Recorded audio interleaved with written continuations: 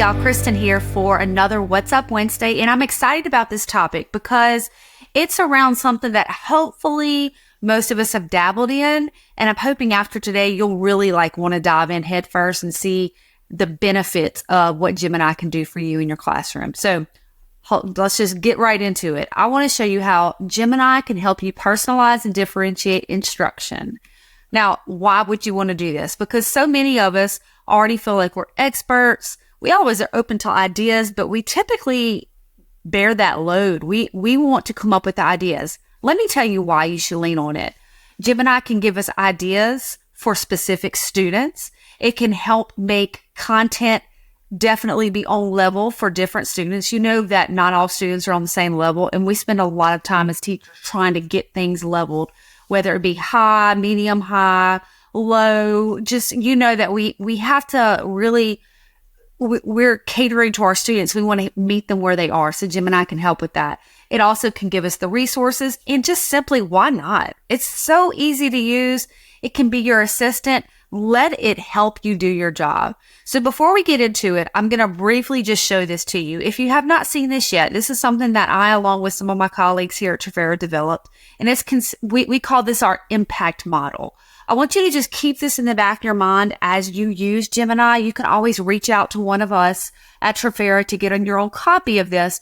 But ultimately, this model was built with the intention of helping teachers really use AI to its fullest potential and not just seeing it as a crutch or seeing it as a instead of. We want to use AI to help us create critical thinking, boost critical thinking and problem solving. We want it to help us motivate and keep our kids engaged. Of course, what I'm talking to you about today is personalized content. We always, before we even jump into AI ever, we want to tell our users to make sure you're applying it responsibly. There's definitely some ethical usage you have to think of. And of course, this is right now just for our teachers in the room. Also, AI can help you with collaboration. And later on down the road, I'm going to do another What's Up Wednesday specifically on feedback. So think of this impact model. We're not just using AI because we don't feel like working tonight.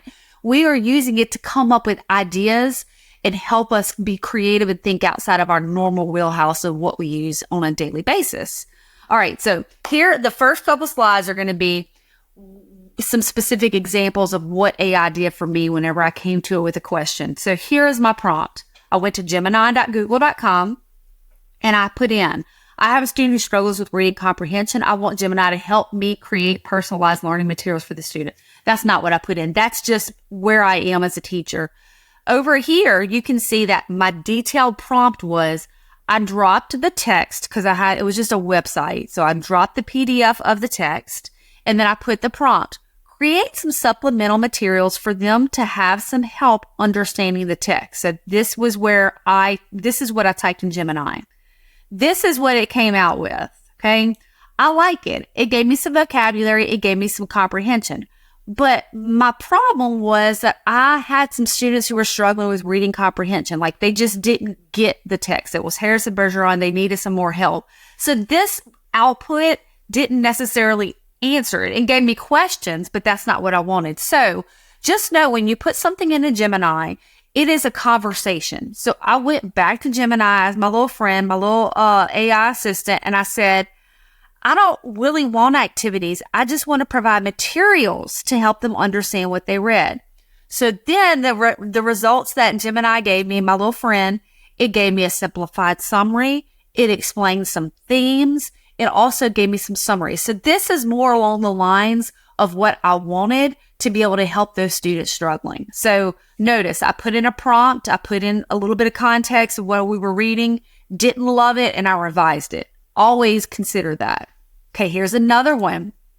So I'm not the math teacher, but I like to use it when I can because always we can incorporate all of our subjects in Gemini. So this is me as a teacher. I'm teaching a concept, and notice that some students are they're getting it while others are struggling. I mean, that's a normal day, right?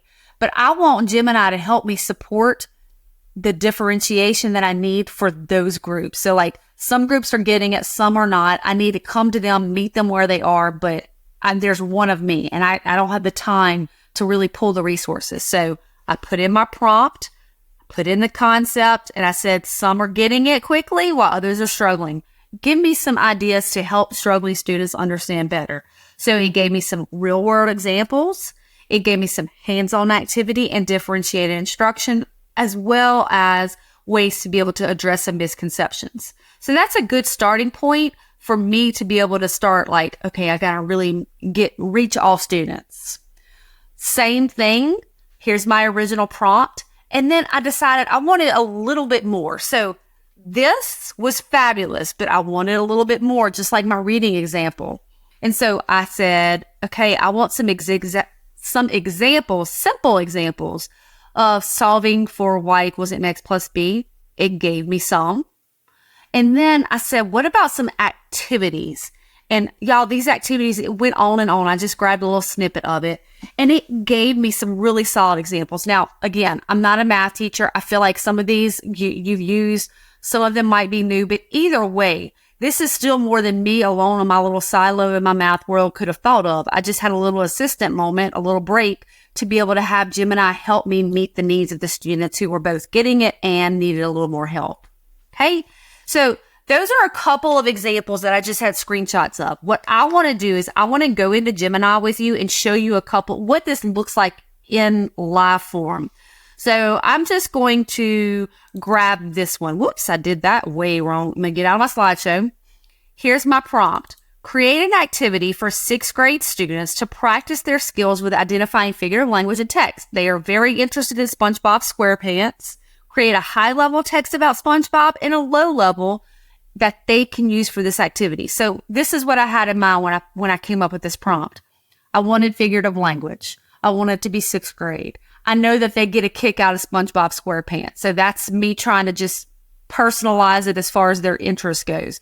But I also know that I need to level it so that my kids can be successful. So I'm taking that prompt. I just went to gemini.google.com, pasting it in.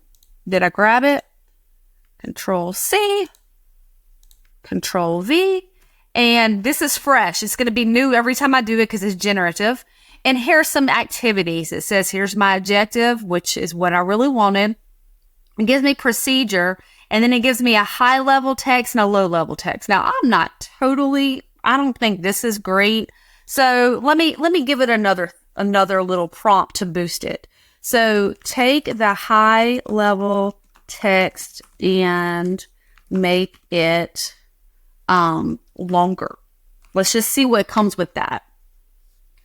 All right, so now we have a very expanded high-level text. Now I can take the ideas of this activity right here, and the students have this text to go from. Now, just like I did the high-level text, I can do the same thing with the low-level text and get more out of it. Okay, another example I wanted to show directly in Gemini was this one. And it's just, my students just finished reading a book by Jerry Spinelli. They're interested in creating a character analysis of the characters. Some are interested in drawing, some are interested in acting, and others like computer-based projects. I want to create a choice board for this. So I went to my clean Gemini screen, and I'm going to paste that prompt in there. And I'm going to add this to it.